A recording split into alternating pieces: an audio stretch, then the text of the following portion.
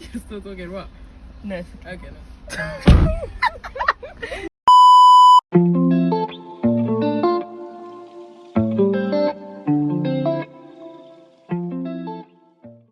Hello again.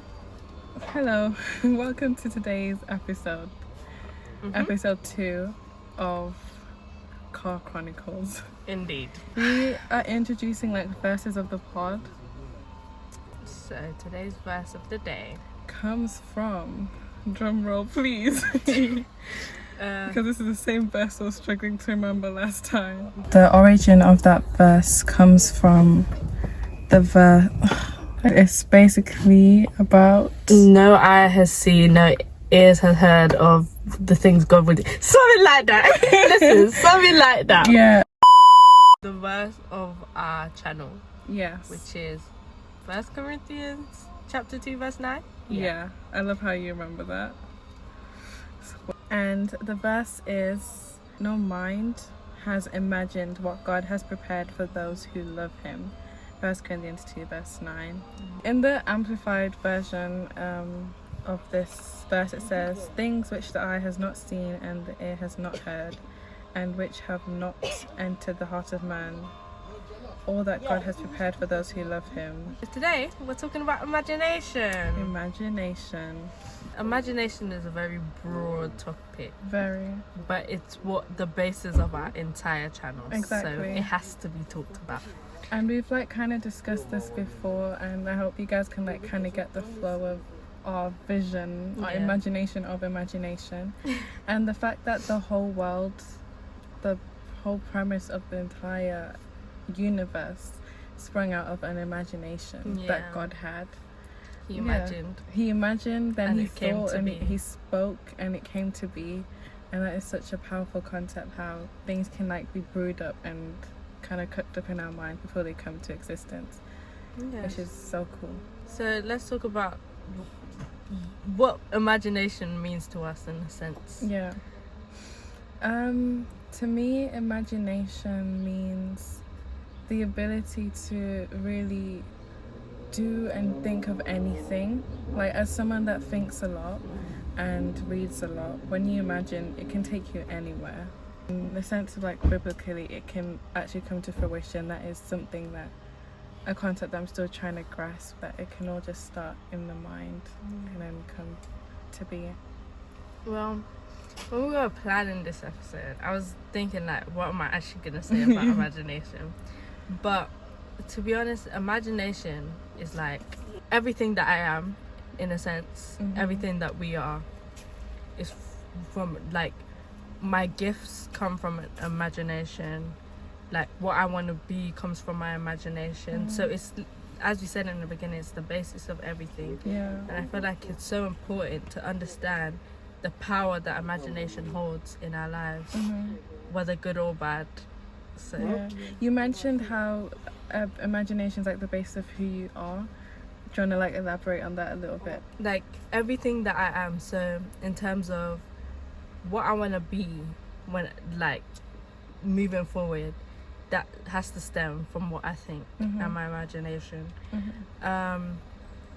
What everything I've done before came from my imagination. A lot of like these ideas that we're doing now came from my imagination. So as I grow, my imagination is going to change. The things I think about, my creativity, my likes are going to change. And that's how I'm going to grow. Because if my imagination stays a certain way, then growth is not possible. Exactly. So in terms of who I am, the imagination is a big part of that, because who I am is changing and evolving, and it's because of my imagination that I'm able to change and evolve. Another thing I was just thinking of, the root word of imagination is image, and considering that we were made in the image of God means that we were kind of made in his imagination, and what he imagined for us to be, how he himself even imagines. I'm about to sneeze. That's what we were made in. The fact that we can be creative is a blessing in itself, because it's part of God's character to imagine. And just thinking of imagination on God's part, it's like His grace and mercy towards us is very dependent on his ability to imagine better for us, because when we fall, when we like fail him, when he extends that mercy towards us, it's out of his imagination that, oh, I know that I can imagine that Naomi and Sarah, they're gonna make it past this bridge, they're gonna move past it. And in the same way, we're invited to have that same imagination. And coincidentally, our Sunday school is about mercy and like extending mercy. And if we can imagine someone in their purest and good form, giving them the benefit of the doubt, even if we can't currently see that version of them, then that gives us the grace to be able to extend mercy and love and kindness to them. Something I was reading recently, and it was talking about how faith is a form of imagination, in and faith is a positive example of imagination, like the substance of things hoped for, the evidence of things not seen. To have faith in God, you need to be able to imagine and believe in what he can do, and in his words and what he says. So a big foundation of Christianity in itself and everything that we believe in stems in imagination. And adding on to the point about faith being the foundation of our faith, and how imagination is basically like a branch of faith. No, the other way around. Faith is like a form of imagination. I guess I kind of interchange faith and imagination, but adding on to that whole idea is the fact that without faith it's impossible to please him. And I feel like one thing that tends to happen a lot through life and life's challenges is, as we grow older, we tend to lose our imaginative like being. Like remember when we used to like look at the clouds and instantly see something, but now when we look at the clouds, we just see them as clouds. But we used to be at an age where, oh wow, I never even thought of that. Like my sister will look at something, she's 5 years old, and she'll immediately see something that is not there. But as we get older, we've lost that ability to see beyond what is there. And one thing that Jesus did say is that in order to enter the kingdom of heaven, we must become like these children. And what makes a child is their profound ability to imagine. So I guess if without faith it's impossible to please God, without imagination it's impossible to please him, which is our ultimate goal in order to please God. But at the same time with all of that, I feel like the positive side of imagination and then the negative side, like I feel like something, because imagination and creativity in that sense is a big part of my life, in terms of everything I do stems from imagination. The devil uses our imagination as a tool against us in so many different ways. Exactly. Like if you're not mental health, it kind of all basically starts from the little thoughts that you imagine, whether it's imagining the worst in a scenario, that is your imagination. If it's anxiety, you're imagining ahead of what is there. If you're afraid, you're imagining what's not there. If you're depressed, you are imagining that maybe no one loves you, you were neglected. The biggest rising issue I'd say in our generation, which is mental health, has stemmed from the negative side of what our imagination can do. I think on a personal level, the biggest way the devil has used my imagination against me is in terms of anxiety and like fearing the things that I don't need to fear, in like things like overthinking things, especially in terms of my faith and what I believe, and like if it's right or if I'm doing right by God. And I know Christianity is also all about grace and mercy, like we learned today in Sunday school, but the devil can tell you, oh, so you've sinned, or remember that time you sinned, like Jesus doesn't want you, and all this little thing. And even in terms of my self-worth, that's something that I'm starting to learn about, loving myself. And I'm glad that I've learned to find contentment in myself and in God, but I'm still learning, and it's like a process that comes with swapping out that negative imagination for the positive, the things that are good, like where you see yourself in the future, or just all the plans God has for us. And back onto like anxiety, which is a form of imagination. Mine, I would say, started when I was around 6, 7 to be precise, and just overthinking situations, always being worried. I remember when my mum used to work in my primary school, sometimes you'd have to go out off-site, but I would still have to wait for her in school, and I'd just get so worried about where she was. And just those little things that kind of built up into even more bigger things, always wondering, why is this happening? My parents would tell me something incomplete, and it would kind of mess in my brain, be like, I want like closure on something, and this idea of wanting closure and then kind of like making up a scenario in your head or thinking of the worst of something, that was something I struggled with. But I think what has helped me over time, and Jesus literally told us, do not be anxious, and it kind of sounds like he's being ignorant, because how can you just say don't be anxious? I am anxious. I am, and it's not like I can't, but I've learned over time that God genuinely wants the best for us, and it's okay to exhibit these feelings. Like sometimes your body is more anxious than your mind is, which is fine, but to be able to direct those thoughts, those questions, your worst scenarios, telling them to God has helped me, and you just find a certain peace in his presence. And I guess one thing I'm learning about peace is that it's kind of had a different look now than what I expected it to be like. Peace isn't always a feeling, it's not always a look of being calm and serene. Peace can just be that inside reminder in your head that it's going to be okay, it's going to be fine, regardless of what is going on. In terms of about anxiety, something that, because obviously I didn't realize how bad my anxiety was until it was like last year, or when was year 10? Year 10 was last year. That was last year.